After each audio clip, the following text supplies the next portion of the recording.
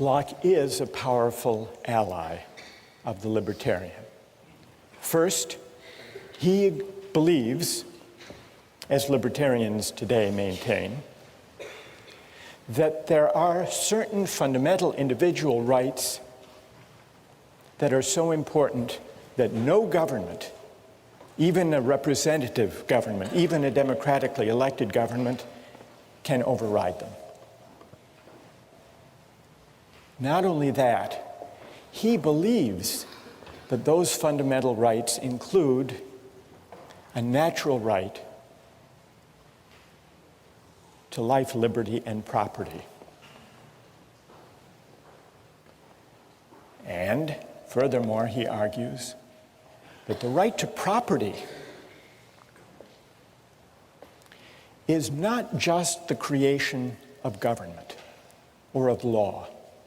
The right to property is a natural right in the sense that it is pre-political.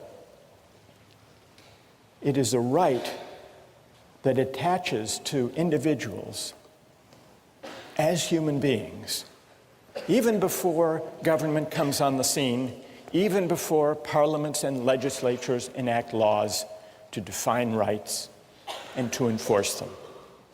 Locke says in order to think about what it means to have a natural right, we have to imagine the way things are before government, before law. And that's what Locke means by the state of nature. He says the state of nature is a state of liberty.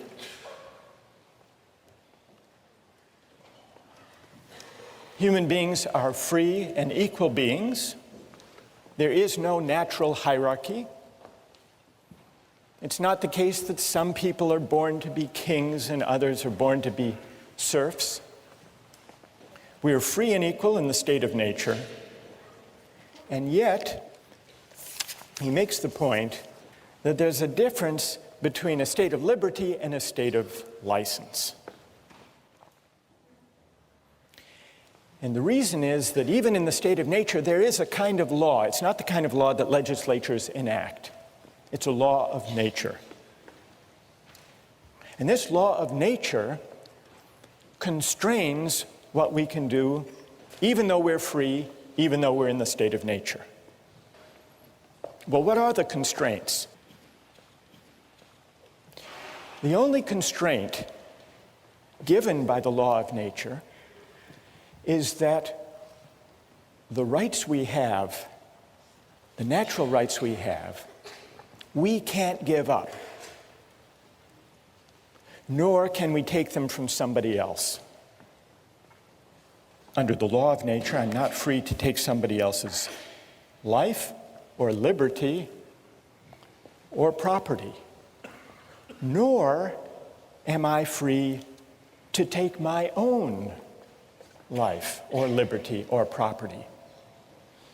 Even though I'm free, I'm not free to violate the law of nature. I'm not free to take my own life or to sell myself into slavery or to give to somebody else arbitrary, absolute power over me. So where does this constraint, you may think it's a fairly minimal constraint, but where does it come from? Well, Locke tells us where it comes from, and he gives two answers. Here's the first answer. For men, being all the workmanship of one omnipotent and infinitely wise maker, namely God, they are his property, whose workmanship they are made to last during his, not one another's, pleasure. So one answer to the question is, why can't I give up my natural rights to life, liberty, and property is, well, they're not, strictly speaking, yours. After all, you are the creature of God. God has a bigger property right in us, a prior property right. Now you might say that's an unsatisfying, unconvincing answer, at least for those who don't believe in God. What did Locke have to say to them? Well, here's where Locke appeals to the idea of reason. And this is the idea that if we properly reflect on what it means to be free, we will be led to the conclusion that freedom can't just be a matter of doing whatever we want. I think this is what Locke means when he says, the state of nature has a law of nature to govern it which obliges everyone, and reason, which is that law, teaches mankind who will but consult it that all being equal and independent, no one ought to harm another in his life, health, liberty, or possessions. This leads to a puzzling, paradoxical feature of Locke's account of rights. Familiar in one sense, but strange in another. It's the idea that our natural rights are unalienable. What does unalienable mean? It's not for us to alienate them or to give them up, to give them away, to trade them away, to sell them. Consider an airline ticket. Airline tickets are non-transferable, or tickets to the Patriots or to the Red Sox. Non-transferable tickets are unalienable. I own them in the limited sense that I can use them for myself, but I can't trade them away. So in one sense, an unalienable right, a non-transferable right, makes something I own less fully mine. But in another sense of unalienable rights, especially where we're thinking about life, liberty, and property, for a right to be unalienable makes it more deeply, more profoundly mine. And that's Locke's sense of unalienable. We see it in the American Declaration of Independence. Thomas Jefferson drew on this idea of Locke. Unalienable rights to life, liberty, and as Jefferson amended Locke, to the pursuit of happiness. Unalienable rights. Rights that are so essentially mine that even I can't trade them away or give them up.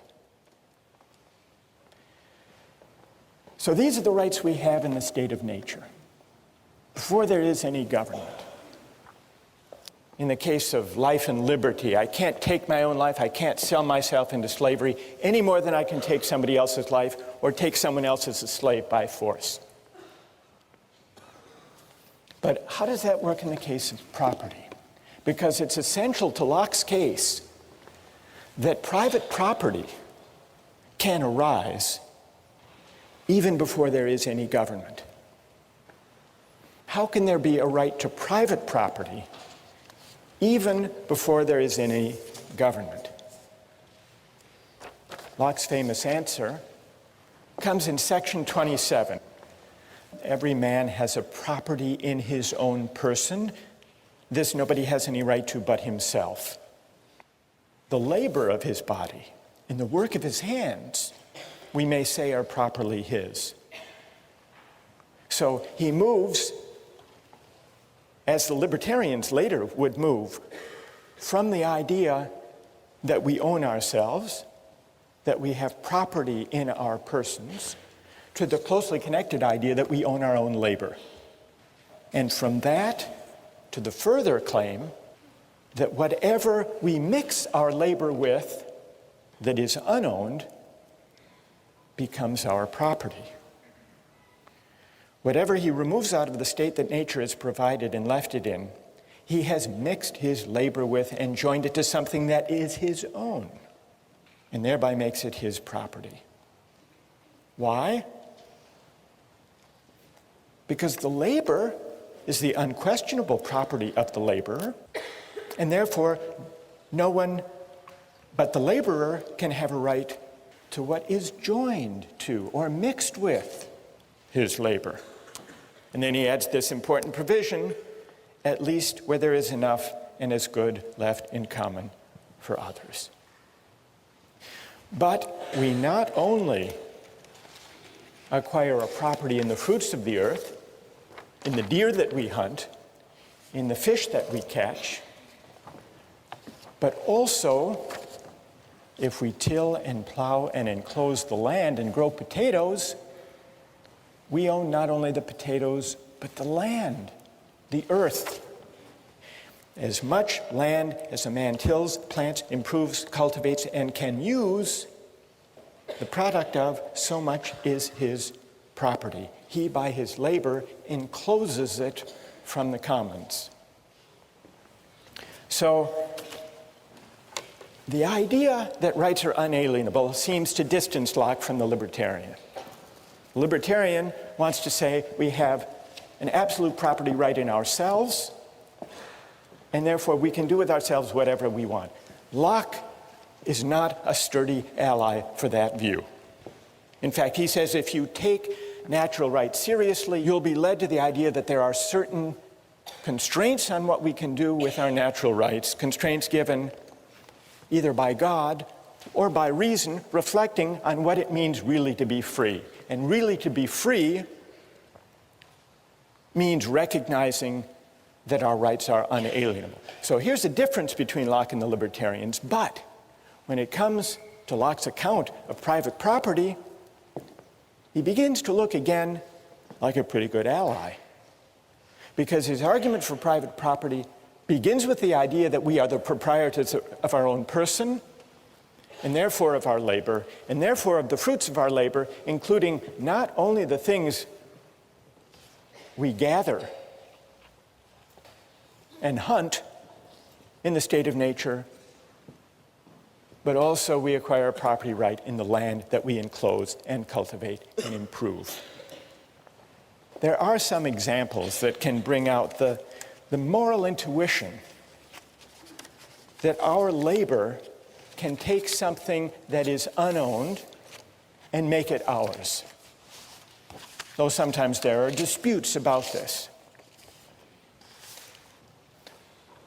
There's a debate among rich countries and developing countries about trade-related intellectual property rights.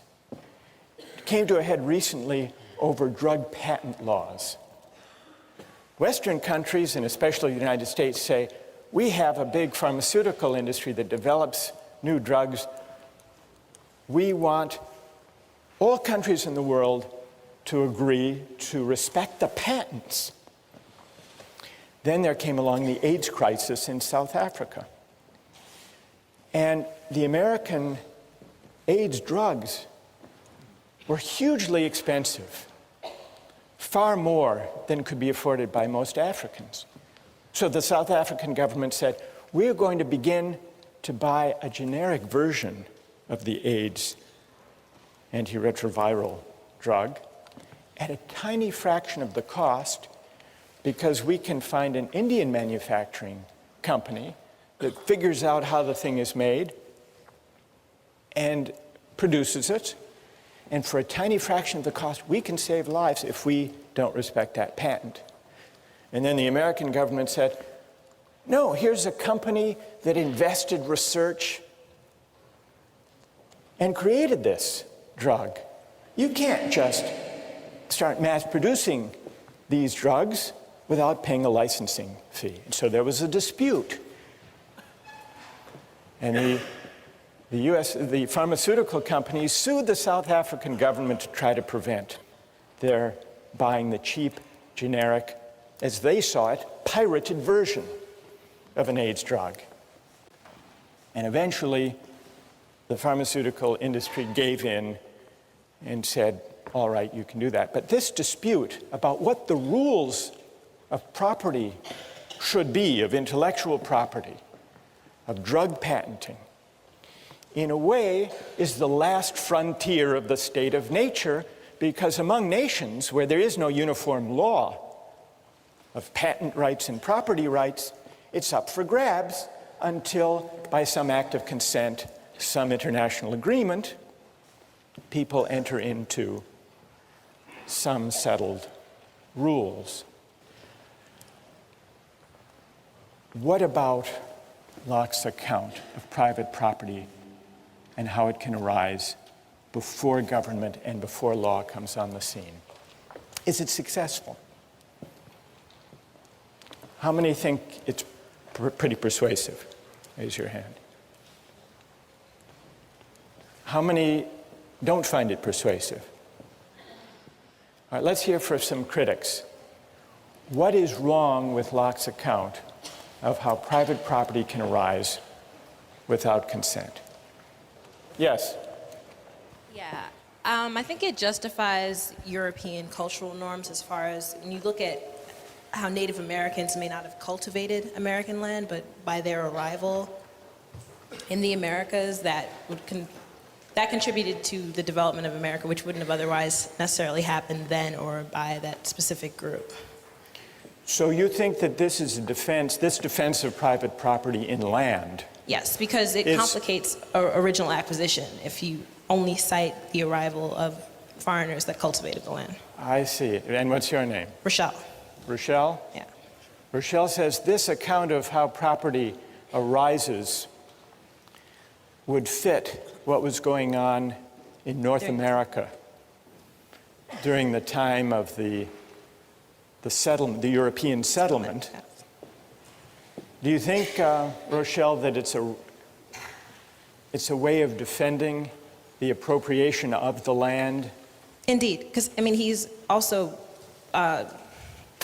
justifying the Glorious Revolution, so I don't think it's inconceivable that he's also justifying colonization as well. Well, it's an interesting historical suggestion, and I think there's a lot to be said for it. What do you think of the validity of his argument, though? Because if you're right that this would justify the taking of land in North America from Native Americans who didn't enclose it, if it's a good argument, then Locke's given us a justification for that. If it's a bad argument, then Locke's given us a mere rationalization that isn't morally defensible. I'm leaning to the second one. You're leaning but toward the second. That's my opinion as well. All right, well then let's hear if there's a defender of Locke's account of private property. And it would be interesting if they could address Rochelle's worry that this is just a way of defending the appropriation of land by the American colonists from the Native Americans who didn't enclose it. Is there someone who will defend Locke on that point? You ready? Are you going to defend Locke? Like you're accusing him of justifying the European, basically, massacre of the Native Americans. But who says he's defending it? Maybe the European colonization isn't right. Maybe it's the state of war that he talked about in his second treatise, So the wars between the Native Americans and the colonists, the settlers, that might have been a state of war that we can only emerge from by an agreement or an act of consent. And that's what would have been required. Yeah, and fairly both to resolve sides would have had to agree to it and carry it out and everything. But what about, and what's your name? Dan? But Dan, what about, Rochelle says this argument in section 27 and then in 32 about appropriating land,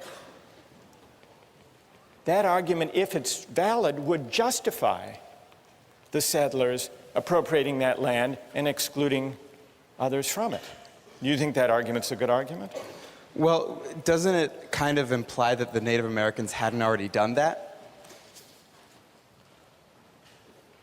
Well, the Native Americans as hunter-gatherers didn't actually enclose land. So I think Rochelle is onto something there.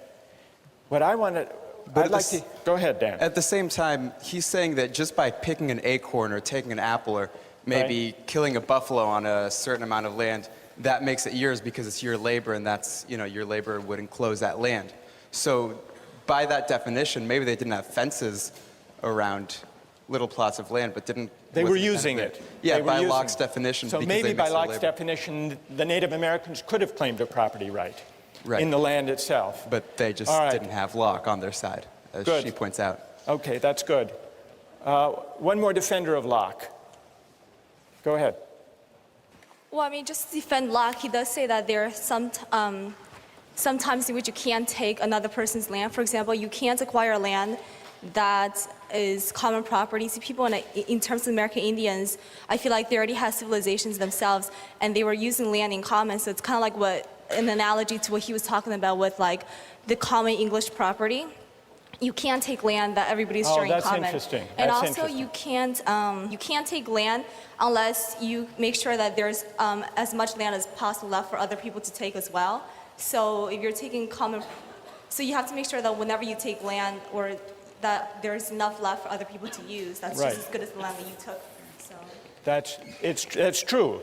Locke says there has to be this right to private property in the earth is subject to the provision that there be as much and as good left for others. What's your name? Right. I'm Fang. So Fang, in a way, agrees with Dan that maybe there is a claim within Locke's framework that could be developed on behalf of the Native Americans. Here's the further question. If the right to private property is natural, not conventional, if it's something that we acquire even before we agree to government, how does that right constrain what a legitimate government can do?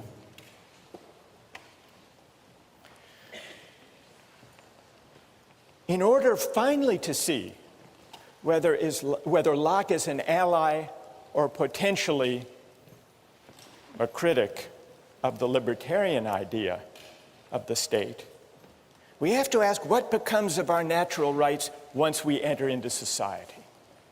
We know that the way we enter into society is by consent, by agreement, to leave the state of nature and to be governed by the majority and by a system of laws, human laws. But those human laws are only legitimate if they respect our natural rights, if they respect our unalienable rights to life, liberty, and property. No parliament, no legislature, however democratic its credentials, can legitimately violate our natural rights. This idea that no law can violate our right to life, liberty, and property would seem to support the idea of a government so limited that it would gladden the heart of the libertarian after all.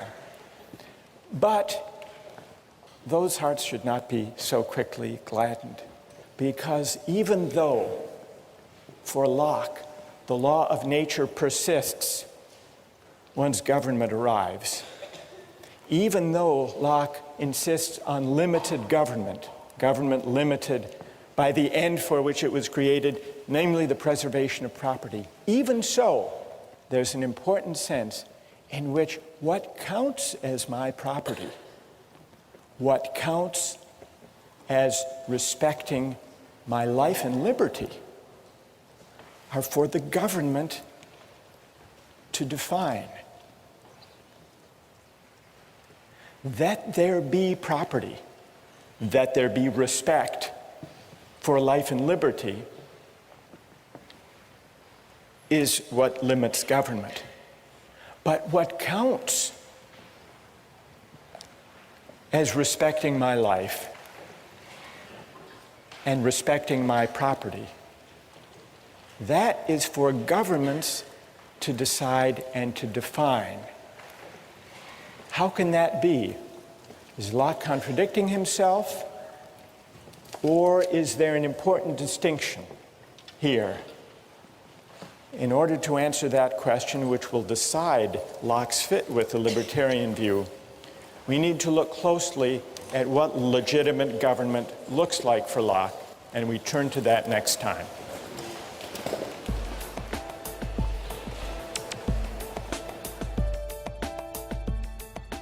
Nikolai, if you didn't think you'd get caught, would you pay your taxes?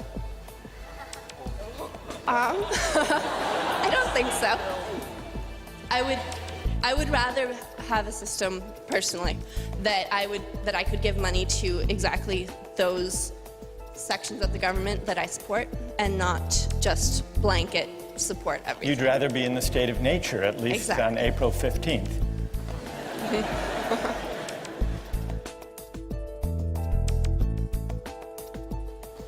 Last time, we began to discuss Locke's state of nature, his account of private property, his theory of legitimate government, which is government based on consent and also limited government. Locke believes in certain fundamental rights that constrain what government can do, and he believes that those rights are natural rights, not rights that flow from law or from government. And so Locke's great philosophical experiment is to see if he can give an account of how there could be a right to private property without consent before government and legislators arrive on the scene to define property. That's his question. That's his claim. There is a way, Locke argues, to create property, not just in the things we gather and hunt, but in the land itself, provided there is enough and is good left for others. Today I want to turn to the question of consent, which is Locke's second big idea. Private property is one, consent is the other. What is the work of consent? People here have been invoking the idea of consent since we began, since the first week. You remember when we were talking about pushing the fat man off the bridge, someone said, but he didn't agree to sacrifice himself. It would be different if he consented. Or when we were talking about the cabin boy,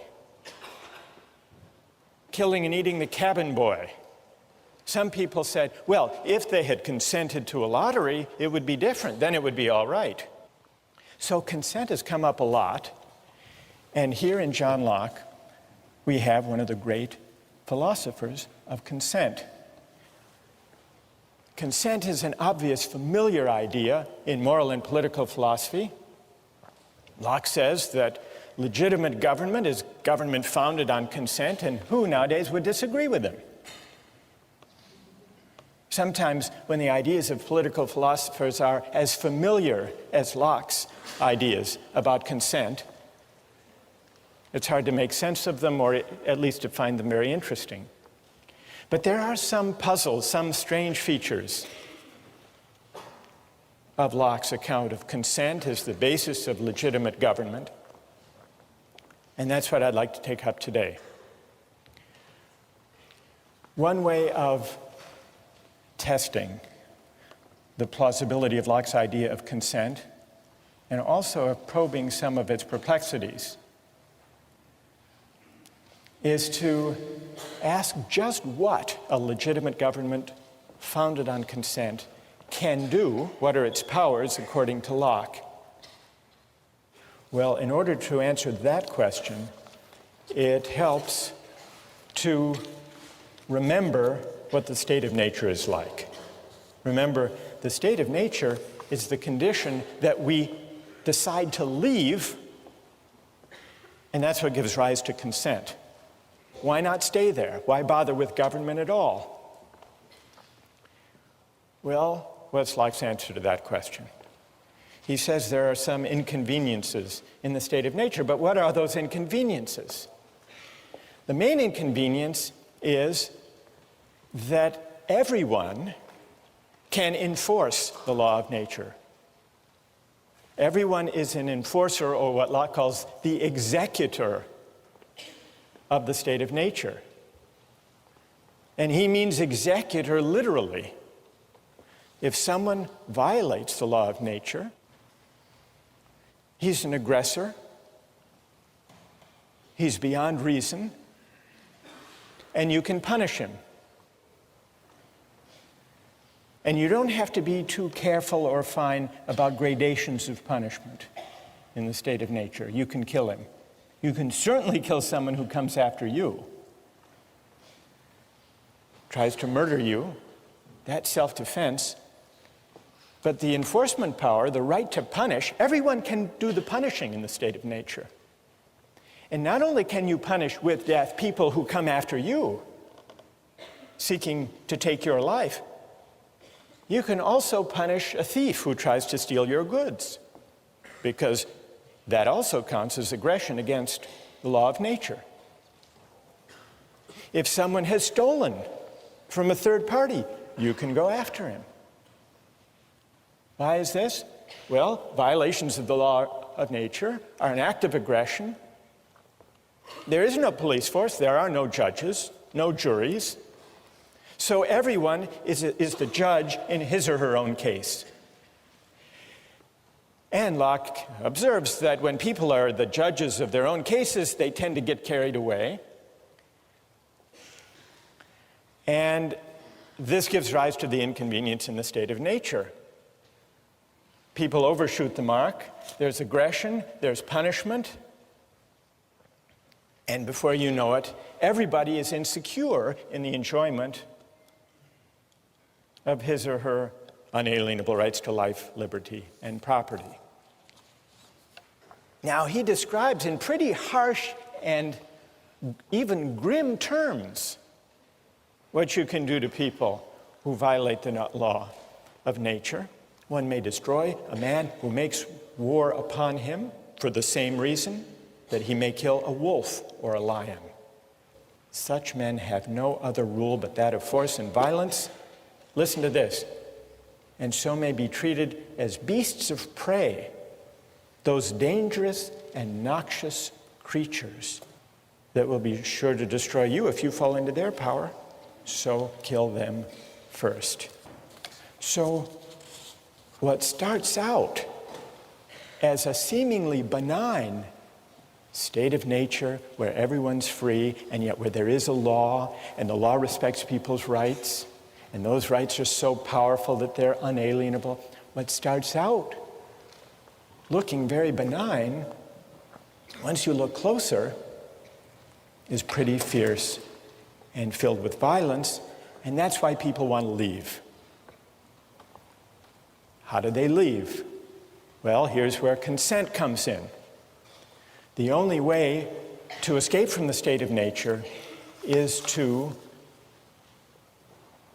undertake an act of consent where you agree to give up the enforcement power and to create a government or a community where there will be a legislature to make law and where everyone agrees in advance, everyone who enters agrees in advance to abide by whatever the majority decides.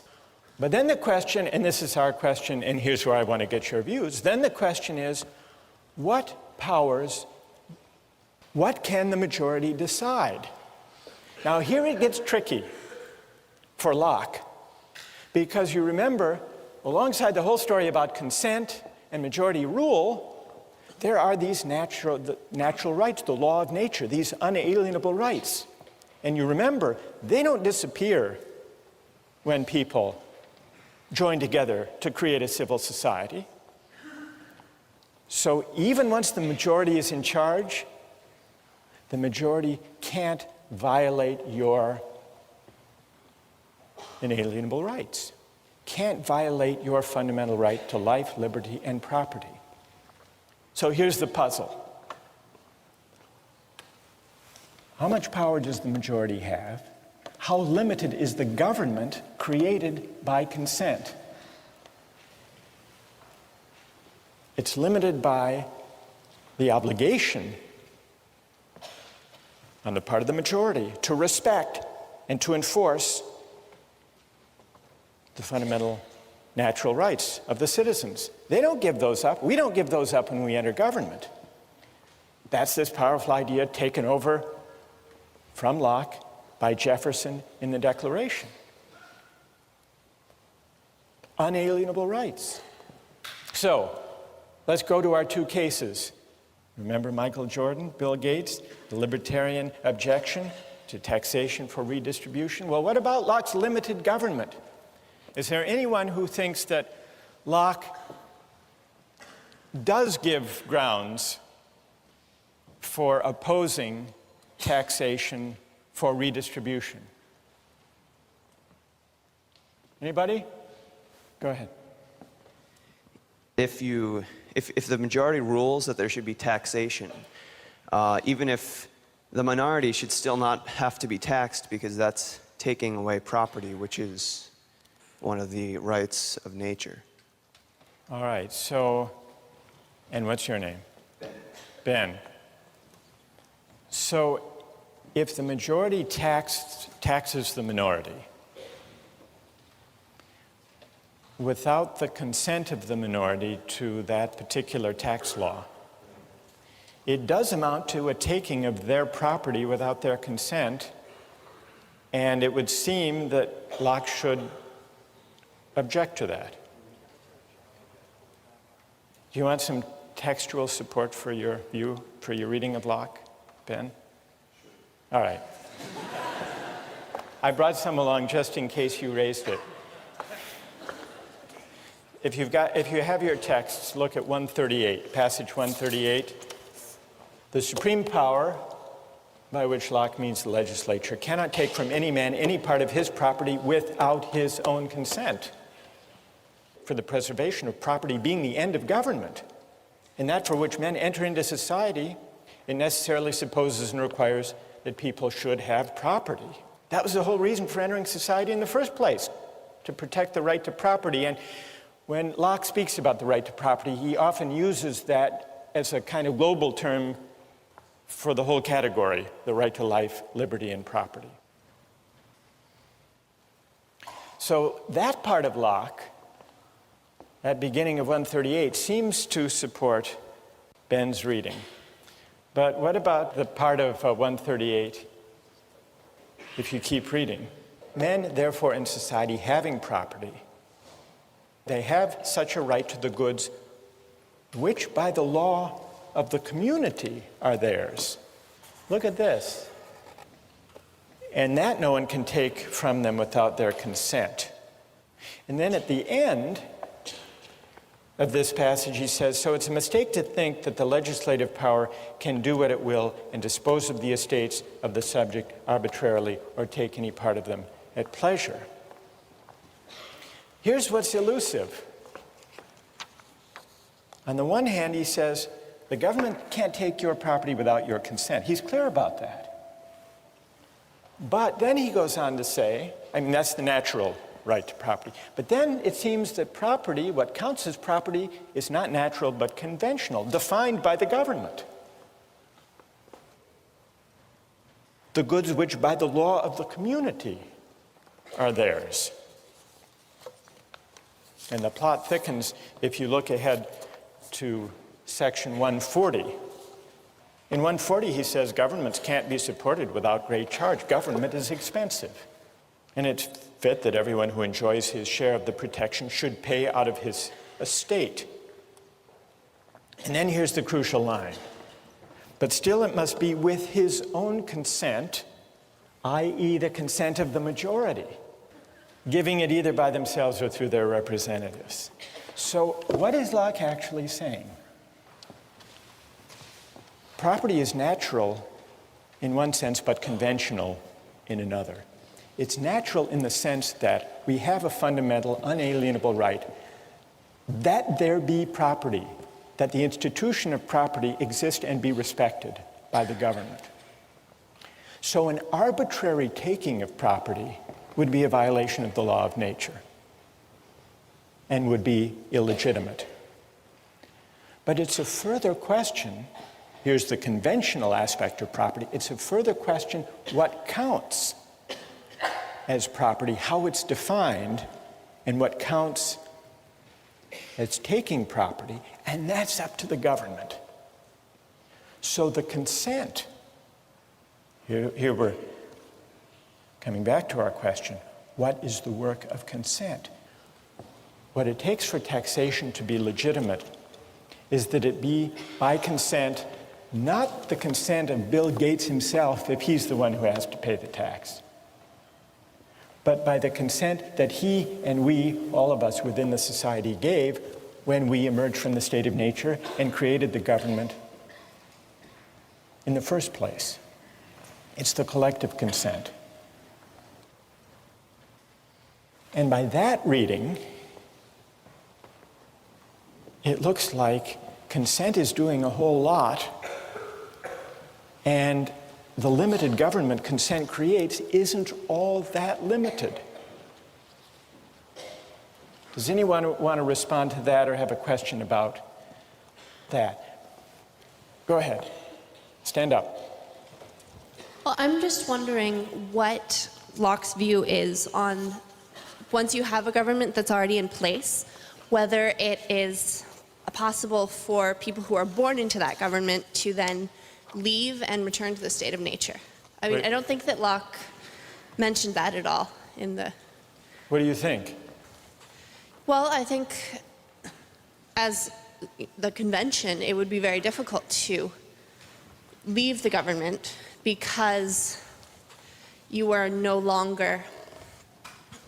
because nobody else is just living in the state of nature, everybody else is now governed by this legislature. What would it mean today, you're asking? And what's your name? Well, Nicola. Nicola, to Yeah. leave the state, suppose you wanted to leave civil society today, you want to withdraw your consent and return to the state of nature. Well, because you didn't actually consent to it, you were just born into it. It was Okay. your ancestors who joined. Right. So, You didn't sign the social contract. I didn't sign it. exactly. All right, so what does Locke say there? Yeah. I don't think Locke says that you have to sign anything. I think that he says that it's kind of implied consent. By Implied- living and taking government services, you are implying that you are consenting to the government taking things from you. All right, so implied consent, that's a partial answer to this challenge. Now, you may not think that implied consent is as good as the real thing. Is that what you're shaking your head about, Nikolai? Speak up. Stand up and speak up. I don't think that necessarily just by utilizing the government's various resources that we are necessarily implying that we agree with the way that this government was formed, or that we have consented to actually join into the social contract. So you don't think the idea of implied consent is strong enough to generate any obligation at all to obey the government? Not necessarily, no. Nikolai, if you didn't think you'd get caught, would you pay your taxes?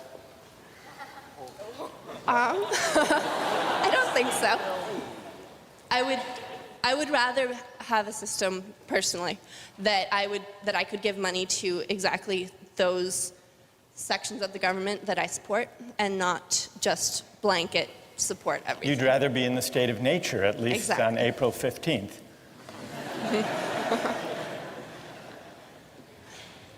But what I'm trying to get at is, do you consider that you're under no obligation, since you haven't actually entered into any act of consent, but for prudential reasons you do what you're supposed to do according to the law?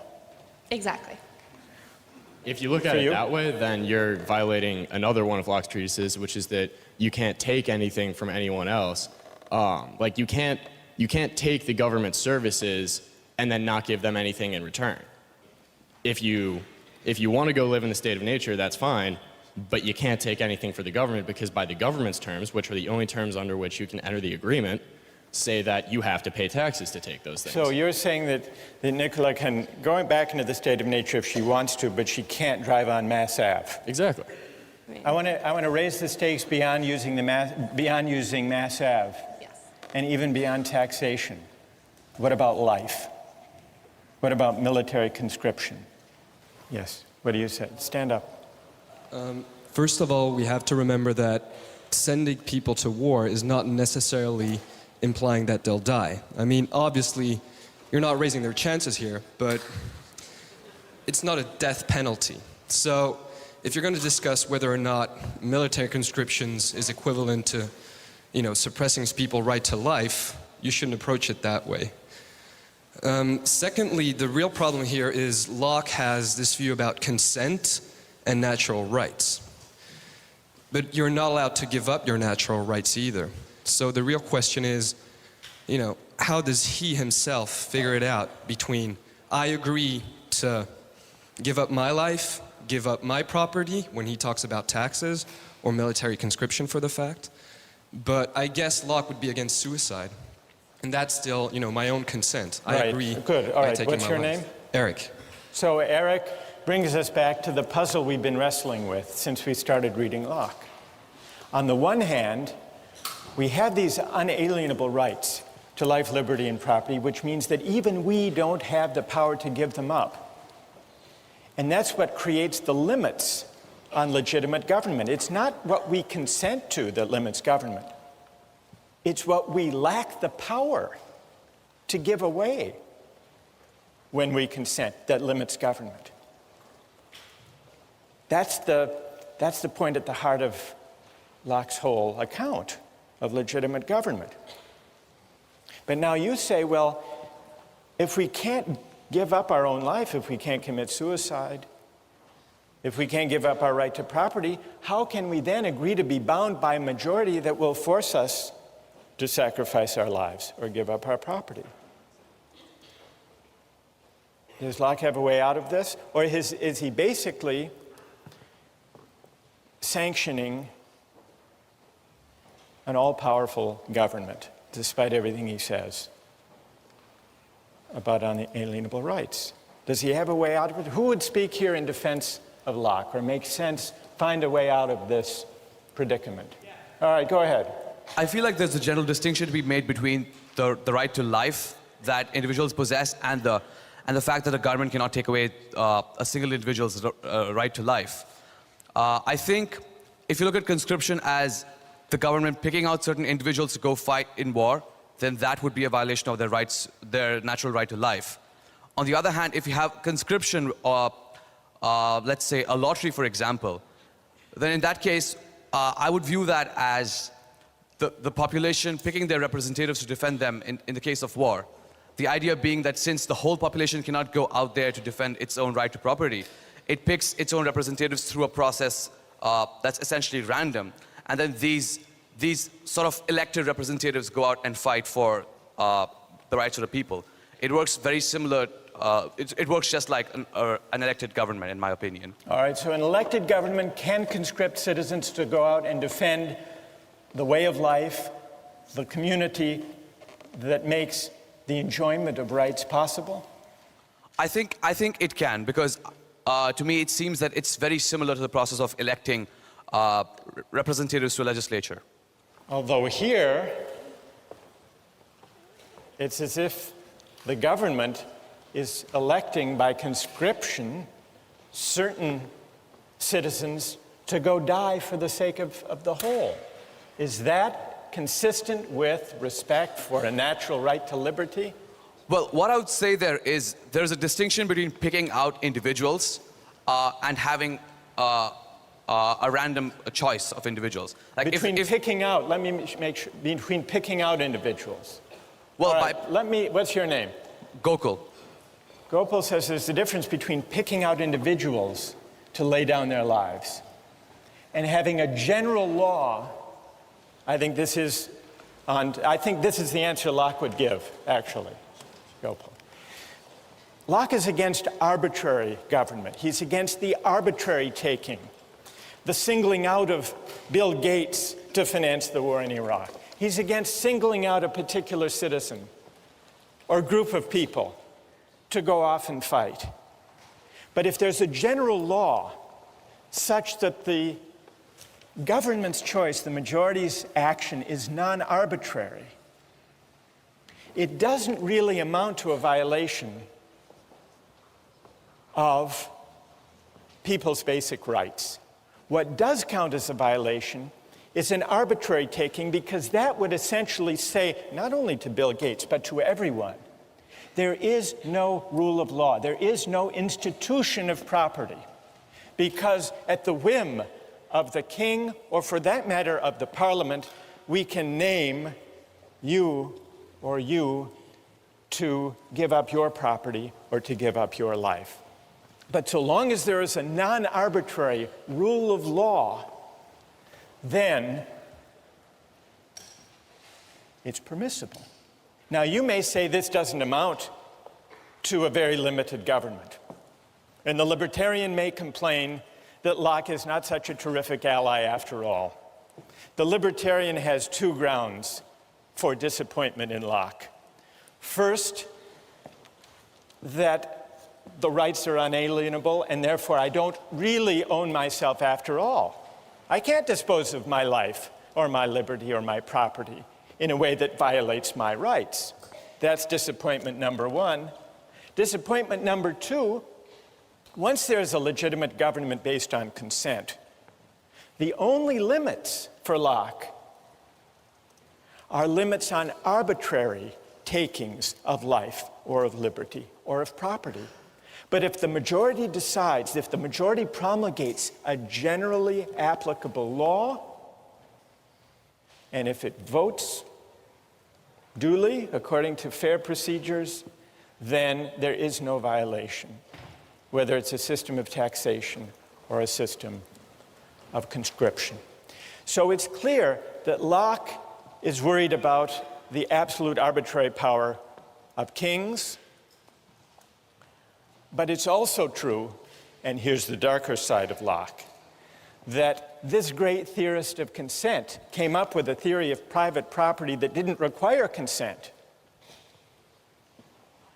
that may, and this goes back to the point Rochelle made last time, may have had something to do with Locke's second concern, which was America. You remember, when he talks about the state of nature, he's not talking about an imaginary place. In the beginning, he says, all the world was America. And what was going on in America? The settlers were enclosing land and engaged in wars with the Native Americans. Locke, who was an administrator of one of the colonies, may have been as interested in providing a justification for private property through enclosure without consent, through enclosure and cultivation, as he was with developing a theory of government based on consent that would rein in kings and arbitrary rulers. The question we're left with, the fundamental question we still haven't answered is, what then becomes of consent? What work can it do? What is its moral force? What are the limits of consent? Consent matters not only for governments, but also for markets. And beginning next time, we're going to take up questions of the limits of consent in the buying and selling of goods.